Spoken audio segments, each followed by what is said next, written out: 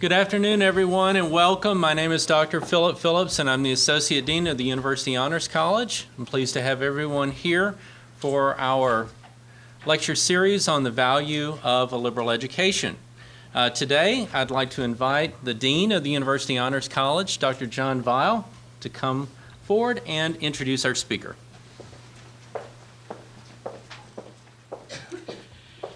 It's a pleasure to be able to introduce Dr. Brad Bartel, a scholar and a gentleman, provost at MTSU since 2010.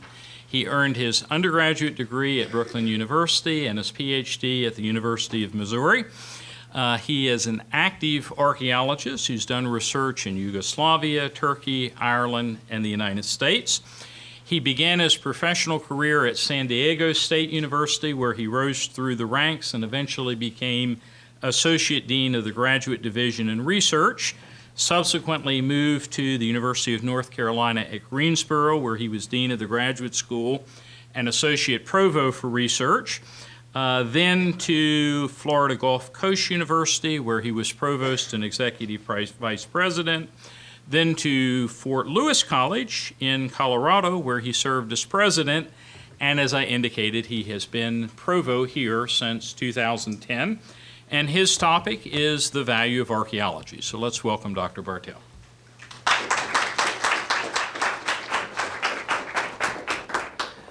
Well, good afternoon, everybody. Good to see you all. You're awake. It's afternoon. You're all fueled up. One correction. Title will be The Value of Anthropology.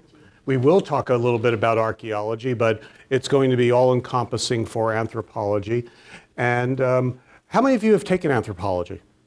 Excellent. Dr. Berriman, you're not allowed to raise your hand. So that's cheating. But I want to talk a little bit today about the role of anthropology and how it's changed over the last approximately 130 years of professional anthropology in the United States. Indeed, you'll see today that anthropology goes back even further, or pieces of it go back even further in the United States, probably goes back at least 250 years. And I want to talk about its value in the past and also the value today, because the world has shifted in terms of anthropology as a discipline and careers in anthropology, because I think all of you are interested in that aspect of it as well. But it's gone through the same kind of changes as many other disciplines have over the years. I'm going to stay in front of this lectern, even though in like 40 years I've never stood behind a lectern, just because we're taping this today. Usually I wander around, as Lydia knows, but today I'm just going to stay rigid right down here, okay? And let me answer the fundamental question right off the bat, and this is really easy in one way. Anthropology is the study of humanity and people throughout time and space, and it deals with all the human beings of the past and all the human beings that exist today. And you might say to yourself, boy, that's going to be a tall order to understand that, because people have been around for a good 4 million years, and also you're dealing with all the societies that have existed across the entire globe. So we divide up the labor a little bit in anthropology in terms of specialization, and it's an incredibly exciting field, and it's one of those disciplines that really came into its own with some other social science disciplines during the late 19th century. So it really has its professional origin in the late 19th century, but what happened in the 18th century and early 19th century made it the kind of discipline it's going to be. It's traditionally divided into 4 subfields, and each of these 4 subfields arguably could be divided into many, many sub-fields as well. First is my love of life, and that is this one on the far. This is archaeology. And we're talking about the excavation of past remains in order to understand past societies. And one of the great things about human beings, even 4 million years ago, is that, like all human beings, we have deposited waste products, we've deposited garbage, and archaeologists live and die by garbage. And unfortunately, not everything stays the same in the ground. And we are fortunate that certain things that human beings have used in the past, made of stone, made of metal, made of pottery, have survived for thousands, if not hundreds of thousands of years. Unfortunately, some other things that people have used in the past, basketry, other kinds of wood products maybe, only survive under certain kinds of conditions. So never do we have a full understanding of the past based upon just the objects that people made, used, and discarded. But we have a pretty good idea about many of the past lifeways because of that. And it's, for me, it's an exciting subdiscipline. We have Dr. Wyatt in the office, in the room here today. He works in Mesoamerica, excavating Mayan sites. I've worked in, as Dr. Weil said, Europe and the United States, excavating past sites, many different kinds. And there's always a great detective puzzle piece involved with understanding the past, in terms of trying to understand why certain objects exist where they do. Why are they patterned in one room you might be excavating in the past and not outside of the building that you're excavating, as just one example. So it's one of these classic detective stories of trying to figure out the past based upon fragments of information. We can't often psychoanalyze past people. Sometimes we have good historical evidence. So I've excavated Roman sites. The Romans were great at writing things down. To excavate historical sites sometimes becomes even an easier situation because combined with the objects you find in the ground, you obviously have historical records. However, historical records can be biased. They may be only about the upper class of a society and not the lower classes. So that may skew the information towards one representation of the past and not maybe a true balanced portrayal of it. Dr. Hodge, another archaeologist, shows up. Oh, amazing. Absolutely amazing.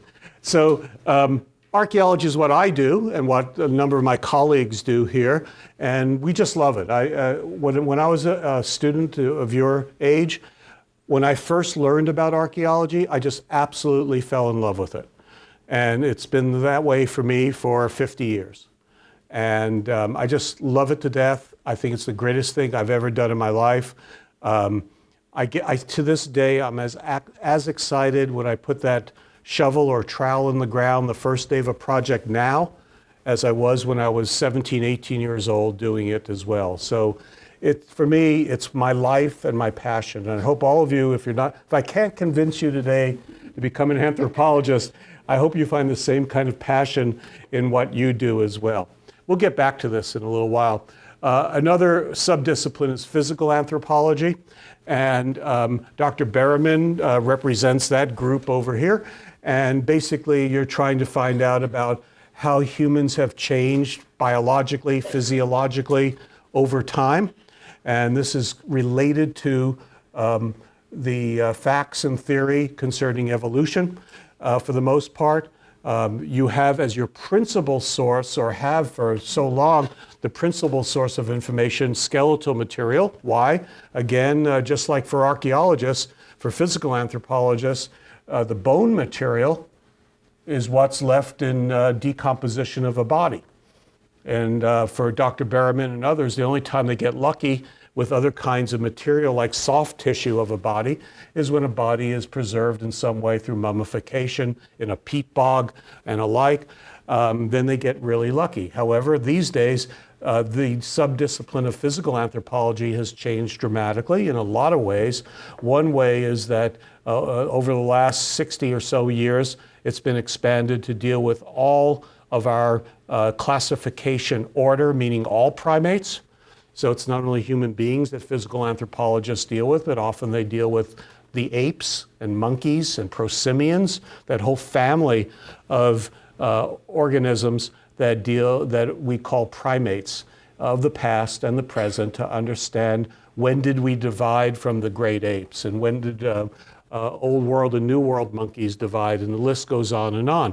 Likewise, just in the last few decades an explosion of new information concerning the extraction of DNA and the ability to really understand human movement and human evolution through past DNA detection and analysis.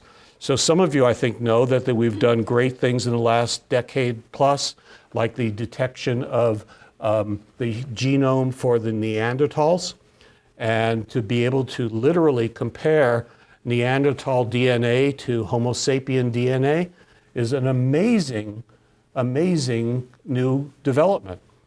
And it may be the case that one of these days we'll be able to even go further back in time, further than maybe 50, 60,000 years ago, and detect DNA of other human-like species and really get the full understanding. In the past, when we only had skeletal material, people like Dr. Berriman and myself would get out our trusty measuring instruments, calipers and other things to measure differences in skull breadth and length and width, and look at dentition and look at other body parts that we knew that were most sensitive to genetics, and then do it that way. But now we have sometimes an easier way to do it, and but it does mean you have to, these tests are very sensitive and alike. But there are other subdisciplines that we'll talk about, like forensic science. That's an outgrowth of physical anthropology as well. And so this is another group of people, of disciplines that are growing and very exciting. I should mention for archaeology as well, people subdivide into subspecialties within archaeology. Some people subdivide by time period and only dig of a certain time period. Other people excavate sites that are only found in certain countries. Other people have themes, like they specialize in trade networks and settlement archaeology and alike. So these things can be mixed and matched and divided in so many different ways. Thirdly, we have linguistics. And linguistics is there because oral communication is the fundamental form of communication for human beings. I guess if we were bees, we'd be having not linguistics, but another form of behavior for communication, like bees dancing around in predictable ways, but we do it through oral communication for human beings. It's one of our highlights. Having language is fundamental to being a human being. So that there are many different sub-areas of linguistics as well. One that's so important is historical linguistics, wanting to understand the linkages among different languages in the world. I think you're all familiar. Remember the first time you ever opened up a dictionary, and on the cover, inside cover, was the Indo-European language family, right? And you learned that English was related to German, which was related to French, which was related to Latin, and alike, right, as you go further back in time. And so that's one form of linguistics, historical linguistics. And there are many different language families that have their own kind of related changes through time. And that's one form of linguistics. Another form of linguistics is symbolic linguistics, where you're talking about how people use language in a modern context. And our language has changed dramatically over the last many decades. The same holds true for many other languages as well. What's the symbolism in language? How do people use it in social discourse? That's another part of linguistics. So, a linguistic individual, let's say one person is listening to another who's a native speaker of that language, and tries to understand how they use words and phrases and sentences in context. Many languages are going extinct right now. So that in the past there were, just in New Guinea alone, I think there are over 4,000 languages spoken. So these languages, many languages are only spoken by literally a handful of people around the world anymore. And there's a whole salvage linguistic effort to try to save what we know about languages today, where the only people who speak are two 80-year-old women in one obscure village in Siberia, and you have to run there and get down every piece of information you can about how they speak that language before it disappears forever. So there's so many really important parts to that. Things also like, the classic example of how the Inuit up in the Arctic Circle have so many ways to talk about snow. We only have like one or two. It's either snow or sleet, right? But they must have at least 50 to 60 ways they describe snow because that's their environment. And they have very fine distinctions between different types of words for snow that really mean different things in different kinds of situations. So it's really a fascinating subdiscipline of anthropology. Finally, cultural anthropology, and that is really the understanding of the modern societies of the world and understanding them, all aspects of their societies. So you will see in a few moments from some other slides the classic examples of anthropologists living in a village somewhere in the South Pacific for years on end, learning the language, learning the culture, living with these people, asking them why they have a certain kinds of huts, why do they have a certain kind of kinship structure. And the list goes on and on and on, and really understanding from a problem orientation what this society is all about, how it links up with other societies, what their issues are and alike. But this is one of the fundamental subdisciplines of anthropology, and the classic example of writing what's called a field ethnography about these societies, namely really learning about the society, then writing everything down about that society. Its origin point, as we shall see in just a minute, I'll give you some coming attractions, is the colonial experience. We travel to these countries around the world. Why? Because we kind of own those countries. We were able to go into Africa, go into Asia, go into the South Pacific because of being the dominating culture in those areas, and we kind of took over those societies. These anthropologists were British, they were German, they were American, and they went into the countries where they had access.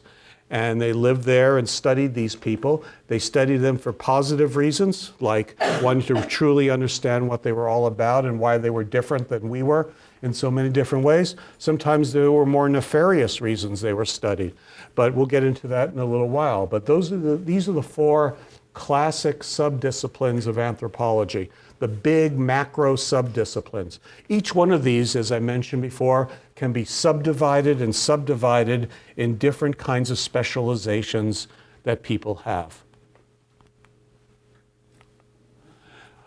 Why is it grounded in the liberal arts? I love this illustration because it's one of these old type illustrations that talk about the traditional 7 pillars of wisdom that go back to the classical Greeks 2,500 years ago, where the pillars of the liberal arts education were things like astronomy and astrology and music and geometry and alike. Each one of these pieces talks about one of these different kinds of liberal arts. I'm using liberal arts in the way I think many of my colleagues who have already lectured to you are using it. By liberal, I'm talking about free. What are the things that a person needs to be a free and expansive citizen of the world? And that's what I think we've been talking about for hundreds of years. The outgrowth of anthropology is about curiosity. People are curious about the world. People have been for forever. And therefore, by learning about other peoples around the world and learning about the past, you are expanding your mind about foreign entities, different cultures, right? And you're finding things that you never knew about. That frees your mind to become a better citizen of the world or your society. And that's the way Thomas Jefferson used it. That's the way people used it for the last 250, 300 years. And it's about the love of learning. The beauty about anthropology, I think, is that I call it one of these real centrist disciplines. It has a little bit of humanities in it, a little bit of hard quantitative science in it, and it has so much that when you understand people, understand societies, you're squarely in the social sciences. So it spans everything from the understanding the art forms of a society to measuring bones and weighing things and doing things in a quantitative way as well. You need skill sets that span that entire gamut. So I really do think it's right in smack dab in the middle of the kinds of, if you had to rank all kinds of disciplines from music and art and dance over here to physics over there, it would be kind of right darn down straight in the middle. So, and what better form of discipline that one that claims it studies humanity, period, end of discussion. Other disciplines that developed at the exact same time as anthropology, psychology, for example, economics, for example, don't claim that. They claim they study a sliver of society, right? So economics has to do with the allocation of scarce resources. I don't think they're interested too much in bones lately, unless bones are used as currency in a given society. And again, other disciplines, political science and others, they just deal with one subset of the human experience. Thomas Jefferson is claimed to be the first archaeologist in the United States. You never knew that, right? I think you didn't know that. And back in probably, we don't know the exact date. It was somewhere between 1750 and 1782. He excavated an Indian burial mound. Now, you're all familiar with Indian burial mounds, right? Because we have a lot here. And this is not the one he excavated, but this is a nice photograph of one. I mean, a painting of one. He excavated one that was about 2 miles from his home in Monticello.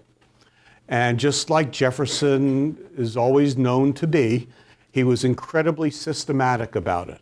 He took detailed notes of his excavation, and he did publish it in the Notes on the State of Virginia document in, I believe it was 1783. John, you could correct me on that. Pretty close. You're a Virginian, you know this stuff. I thought you would have the whole book tattooed on your body, I think. But this is just an excerpt from what he says about it. You can see from the way he words things, he's very precise. And, you know, Jefferson is looked at as the classic liberal arts person of the 18th century. You know, he was curious about everything, and he wanted to do everything. And he was really the first American that we know of that at least wrote about archaeology in a systematic way, and we have to give him a heck of a lot of credit. And it's followed by, has anybody ever been to Monticello? Right? So, you know, you walk right into the front door and you're faced immediately with what? What's hanging on the walls? Yes, artifacts from where? You got it. So right on the wall are all the artifacts that Lewis and Clark brought back from their famous trip. And there's also a skeleton, there's a skull on the wall and other things on the wall. Why? Because at this time, the early 19th century, this was the time, not only in the United States, but across Europe, of amazing curiosity about the world.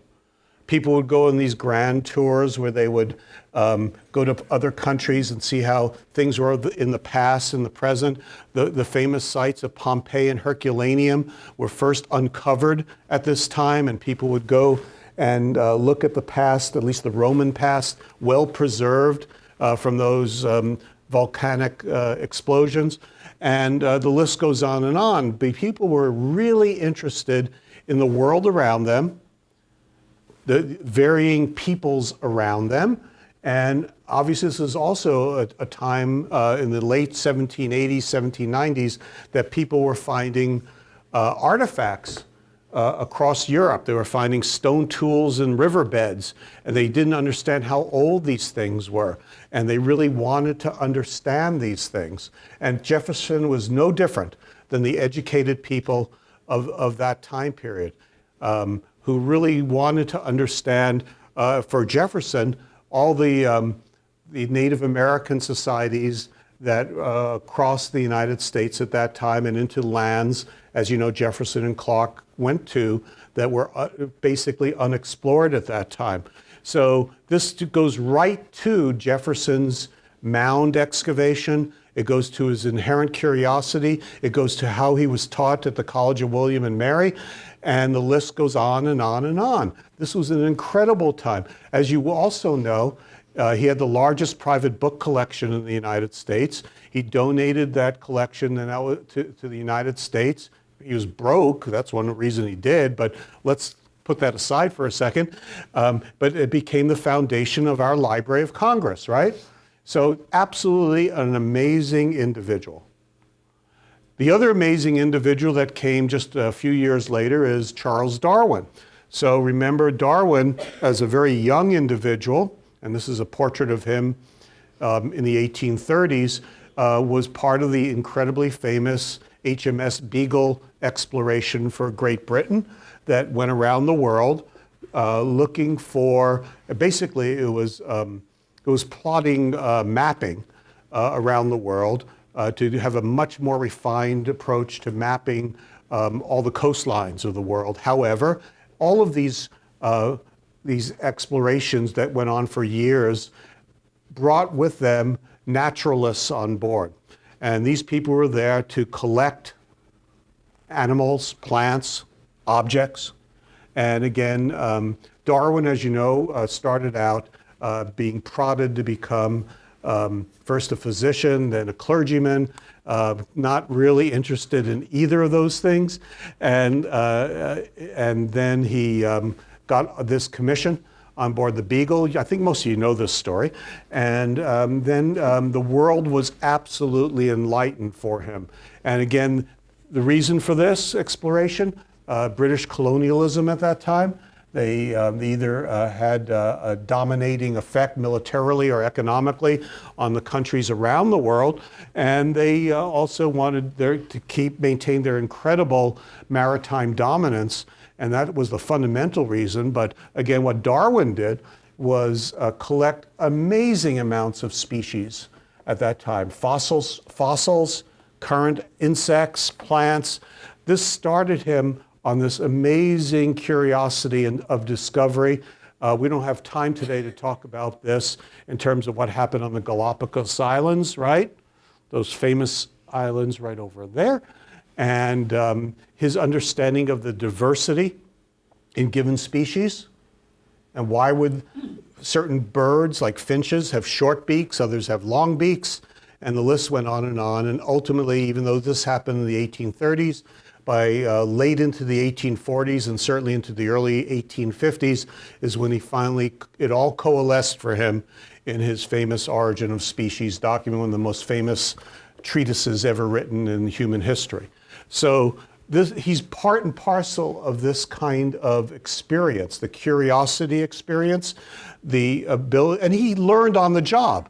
I mean, this was a young kid who learned on the job to observe correctly, to understand differences and similarities, use common sense, use his mind, and then an explosion of modeling that he did, an explosion of understanding the world was the outcome of that.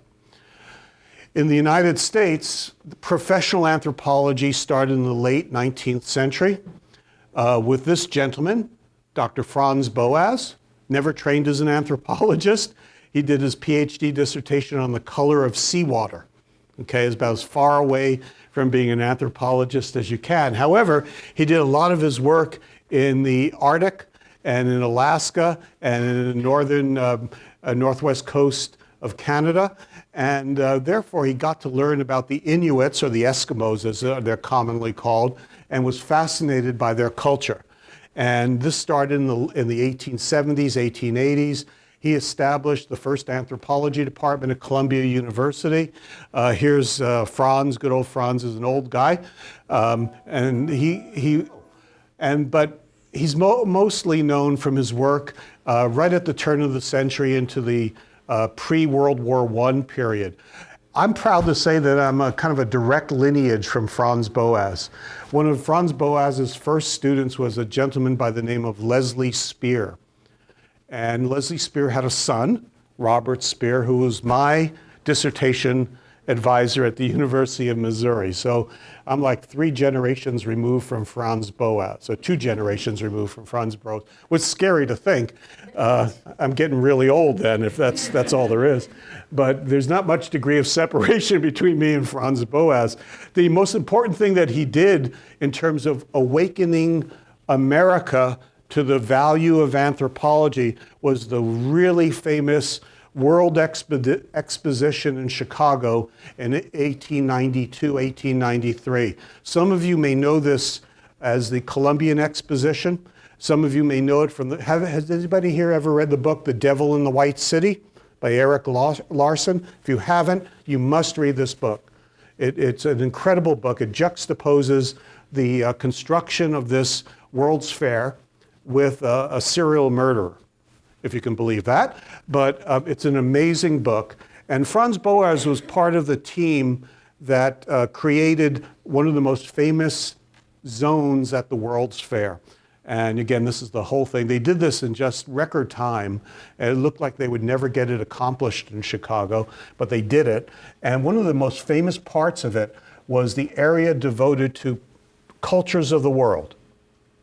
And Franz Boas was a younger gentleman back then, and he was part of that group that designed the Cultures of the World exhibit, like this part of it, which are totem poles and the Northwest Coast Indians around British Columbia. And there were really other, it's like Epcot's, you've all been to Epcot, right?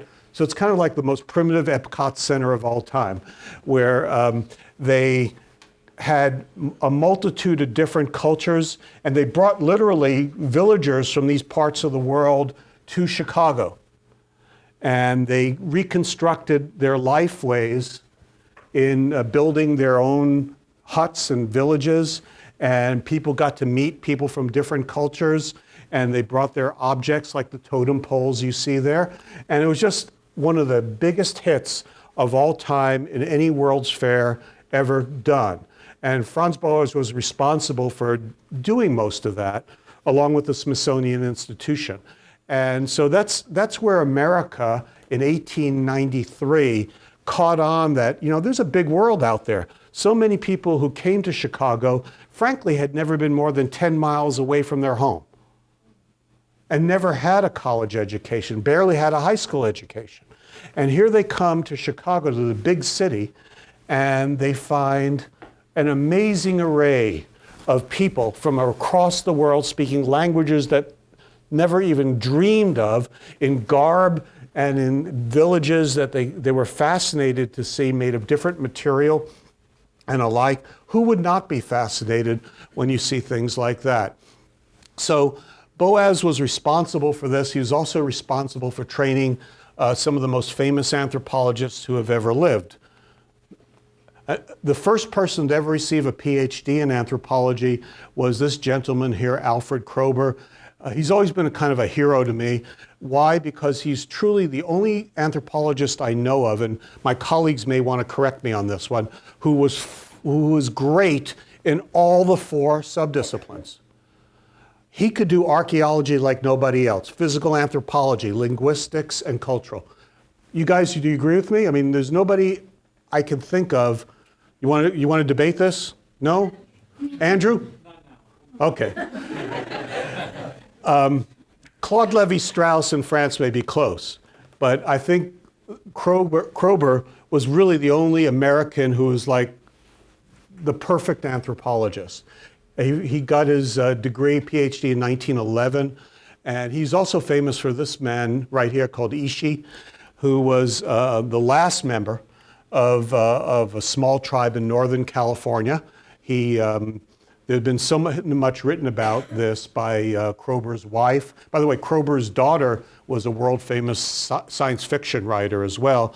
But Ishii was the last remaining person of his tribe. They brought him to Berkeley, where Kroeber was teaching, and he lived there for many, many years, showing them how he made stone tools and implements and alike.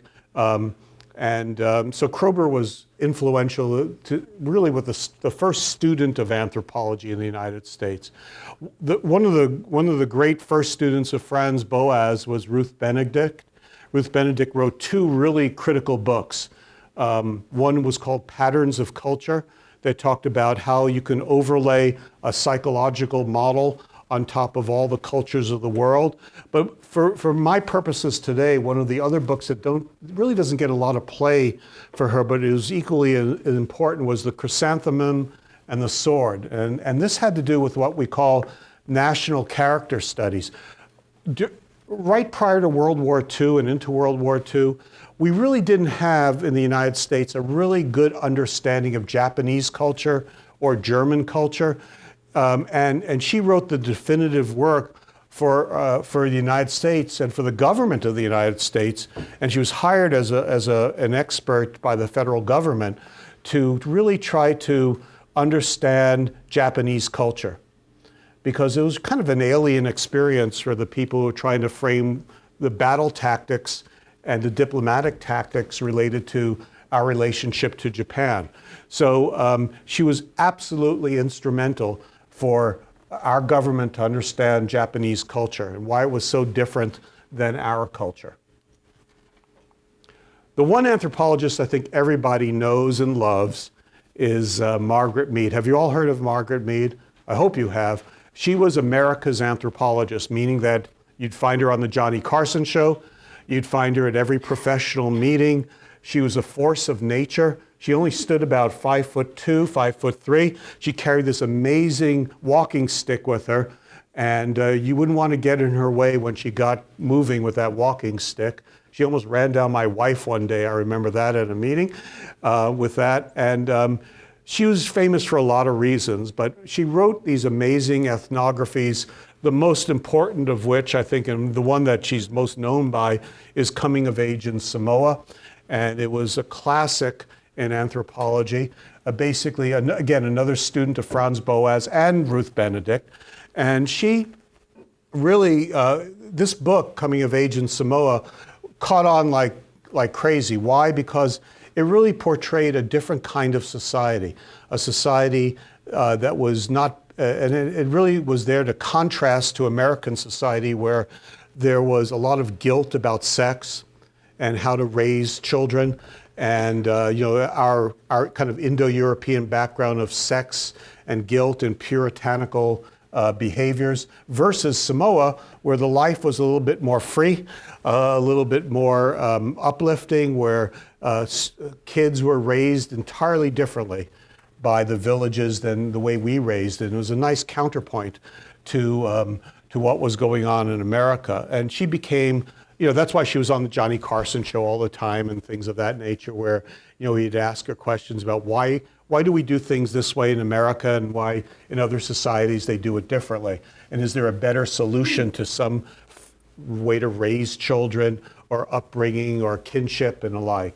So she became world famous for her understanding of society around the world, and did this for so many years, so many decades, from the 20s into the 1970s. The other thing that happened in the 20th century was the Civilian Conservation Corps. During the Depression, Franklin Delano Roosevelt instituted a lot of different programs, as you know, make work, right? Keep people working. We were starting to think about similar things just very recently during the Great Recession of 2008 and 9. Remember how we talked about shovel-ready projects and how, we should devote some monies to getting people back and doing things? Well, they did it under FDR. And one of the great successes, at least for anthropology, was the Civilian Conservation Corps. They went around the country and they excavated sites under professional archaeologists. There were numerous Native American sites across the United States, especially in the American Southwest, that were excavated by this group of amateurs. They were just, people out of work. They were under the supervision of professionals. And, here they are in the lab, here they are digging. Not one of the great excavations I've ever seen, by the way, over there, a little ragged. But, so much of the contribution to understanding Native American prehistory in the United States is due to this. Due to the amount of labor, due to the amount of time that the Civilian Conservation Corps worked across the United States to excavate sites across the United States. I don't want us to forget that in America. The only other anthropologist I'm going to show you today that you may have heard about is the Leakey family. This was the family business of the Leakeys, led by the patriarch, Louis Leakey, who was a half great anthropologist, mostly physical anthropologist, but half showman. The man was charismatic like crazy. He was a character. He was single-handedly got the world to buy into human origin and the fossil record for human origin. He worked for decades upon decades in Africa. He actually worked a little bit in California and some other places, but for the most part, he worked in Africa, and mostly in Eastern Africa, excavating fossils. And by the late 1950s, he had found fossils that were incredibly important to understanding human beings of the past. And his wife, Mary Leakey, see, all the Leakeys have bones they handled. I mean, Mary Leakey, trained at Cambridge, was really a really excellent excavator. She was his equal, but he had such a big personality that he just, he blocked the sun, is pretty much what I'm saying. And Mary was a quiet person, but she's the one who discovered some of the first ancient footprints of past people that date over 1.5 million years in time. She was an excellent comparative anatomist. She was just really good.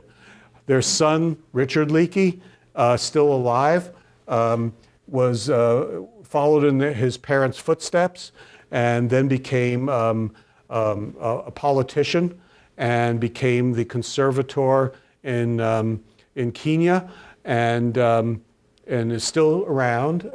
He doesn't do much work anymore, but his wife, Maeve, still works. Their daughter is part of the family. She's third generation now, fossil hunter.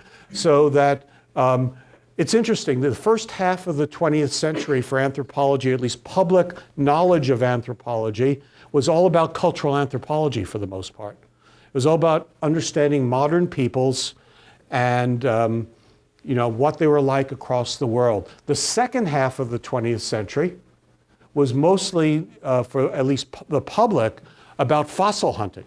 And you've heard about the famous fossil Lucy that was found in the 1970s, and at least literally almost every day now, there's another new fossil find around the world, somewhere around the world that has made our understanding of the past richer, but more complex as well. But it all started with Louis Leakey. Well, actually, it started before him with Raymond Dart and some others, but Louis Leakey was the one who went public and sometimes his interpretations were a little bit outstripped by the evidence. He was not great at confirming things, but he was great putting out ideas. His first student was Jane Goodall. You've all heard about Jane Goodall, right? And she's the one who we give a lot of credit to in terms of now incorporating other primates into our understanding of humanity. And without Jane Goodall, we would have never known how complex chimp society is. And she stimulated other people, especially women, to go into the field. Diane Fossey for gorillas. There were people who specialized in orangs, and the list goes on and on. But it started with Jane Goodall, who still is out there after decades and decades, trying to understand chimpanzee behavior and what lessons can be learned about chimpanzees and other primates that could tell us about our past and why we are so similar in so many ways to other primates. And she's a wonderful individual. I've met her on many occasions, and she's just a fantastic person. She was Louis Leakey's mentee, took her under his wing, and she's done some incredible solid work for decades and decades. These days, anthropology has expanded and grown in so many different ways. These are some of the subdisciplines that are really important under anthropology, medical anthropology. Part of medical anthropology is to understand the curing and healing process cross-culturally, why people in certain societies treat people for not only real conditions, but also psychological conditions and ethereal conditions. Applied anthropology. People in anthropology these days are doing very similar work sometimes to people in sociology, working in urban environments, working on ecological issues as your adaptation to your world, such that it has grave implications for how you are structured as a society. For example, Dr. Wyatt in the back there, when he studies the Maya, the ancient Maya, there are still many Maya still around, right? That society didn't just disappear. There are many people today who are direct ancestors of the ancient Maya, and they live in very similar agricultural situations to the way the Maya were 1,500, 2,000 years ago. And what can the modern people tell us about how the farming techniques of the past were and what were the problems they had? One of the hottest areas right now is what can be either called business anthropology or corporate anthropology. The corporations like Apple or Hewlett-Packard or FedEx, they want to, their corporations have gotten so large and so diverse, they need to understand them. It's not like the old days where Mr. Hewlett and Mr. Packard were there hanging out with just a few people. There are thousands upon thousands of employees, and the way they're structured, why are they structured like that?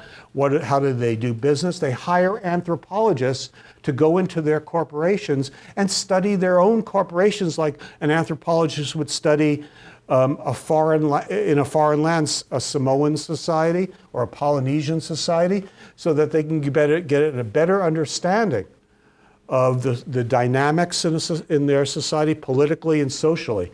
And it's so employable now, I can't even begin to tell you how employable that is for anthropologists. Anthropologists also have had a very bumpy road over the last 100 years when it comes to ethics. I have to say this, that some of my colleagues have done some nasty things over the last 100 years. It all started really with World War I. And in World War I, there were some archaeologists who worked in Peru and other parts of South America who were actually there to spy on the Germans. It sounds like an Indiana Jones movie. And I think George Lucas got a few of his elements from these kinds of experiences. But indeed, there was a lot of problems in World War I about spying in Latin America. And our anthropologists contributed to that. The classic question in anthropology, let's say you're an anthropologist and you go to Italy to study the mafia, right, in Sicily. And I'll pose the question to you. If you're there and they trust you and you've been there for 2 years embedded within society in Sicily, and you hear about a murder that's going to happen, they're going to rub somebody out, as the old adage goes, what should you do? What's the ethics of that? Do you tell the police that there's going to be a murder? Do you keep it quiet to continue to have the trust of the people that you are studying? What do you do about something like that? And these are really important ethical questions. The same happened, I told you about how Ruth Benedict was hired in World War II to understand Japanese culture. The same thing happened in Vietnam during the Vietnam War in the 60s and 70s. We had anthropologists who were there to work for the federal government in Vietnam to help with the coordination of locations of different peoples, so that our government could use that in terms of their battle strategy. Today, in Iraq and Afghanistan, same thing. So anthropologists have sided, if they want to put it that way, with our federal government rather than just pure science of doing research, and has contributed to helping our government, assisting them on war plans and divided loyalties, I guess is what I'd say. So this is a real conundrum for anthropologists. Can you remain pure in your studies, or do you violate your principles as an anthropologist and contribute to some kind of war effort.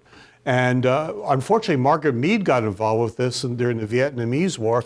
She was part of a commission by the American Anthropological Association to determine whether anthropologists during the 1960s and 70s colluded with the Viet Cong and others and then assisted the Americans. Dr. Phillips, do you have a question? Okay, quickly. By the 1980s, there was significant problems with understanding people because there were no pure people left. I mean, in the past, this is about pure societies. These societies knew other societies around them. There were no pure societies to study.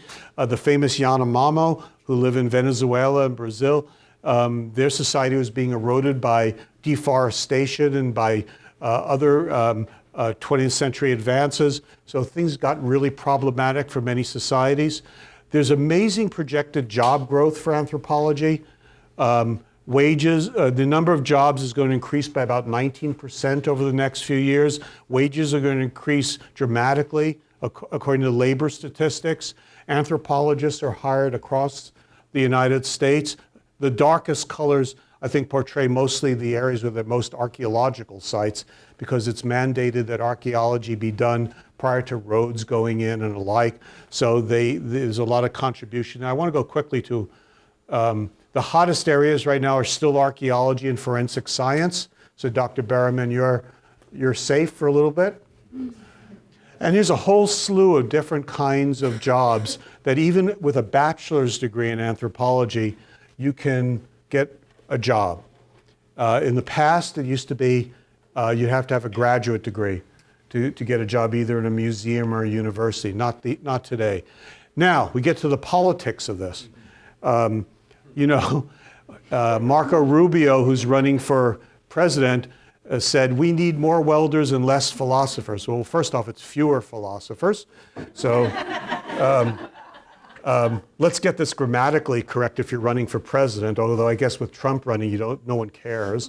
And it's been found that philosophers do make more money than welders. So I don't know what the heck he was talking about. But the most famous anthropological incident happened about 1.5 years, 2 years ago, when the governor of Florida, Rick Scott, said that we don't need any more anthropologists in the state of Florida. Why are we even offering it? Why did he say that? Because his daughter was an anthropology major at the College of William and Mary, and she loved anthropology, but she switched to education. But I guess he got tired of paying those high tuitions at the College of William and Mary, and he got disgusted and he blurted out that, anthropology is one of those disciplines that we don't need. Florida actually hires more anthropologists than almost any other state in the nation because they have so many incredible archaeological sites. Finally, even though there's a problem with its colonial background, it's truly a centrist discipline. It trains critical thinking. You have to observe correctly. You have to record correctly. You have to use math. I mean, it has all the skill sets you need to be successful in so many different disciplines. So it is of a high value. It's a necessity. And by definition, if you study human beings, past and present, what more noble effort is there than understanding our own humankind? So there are a lot of jobs. They're valuable, and so I recommend it highly. Questions?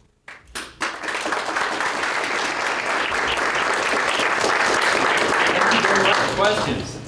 Anybody? Lydia, you have a question? No? Misreading comment. Sociologists run into the same kind of ethics questions and issues that anthropologists do, because when you're in a situation where you're observing or working within a society, what do you do when you're? We had a woman who was observing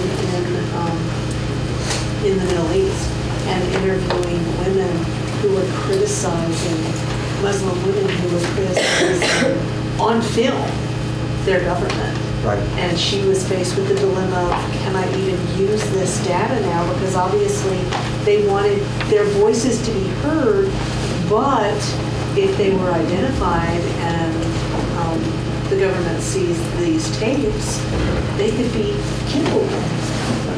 Sociology and anthropology developed roughly exactly around the same time, the 1870s, and they're sister disciplines. And at one time there was kind of a division of labor where the sociology discipline would take the urban environment and we would take the more rural environment across the world. But things have been blurred over the last 120, 30 years. But social work, all these that then became derivative of anthropology and sociology have the same ethical issues as the two major disciplines of anthropology and sociology. Any other questions? I want to thank you for your time today. I really appreciate it.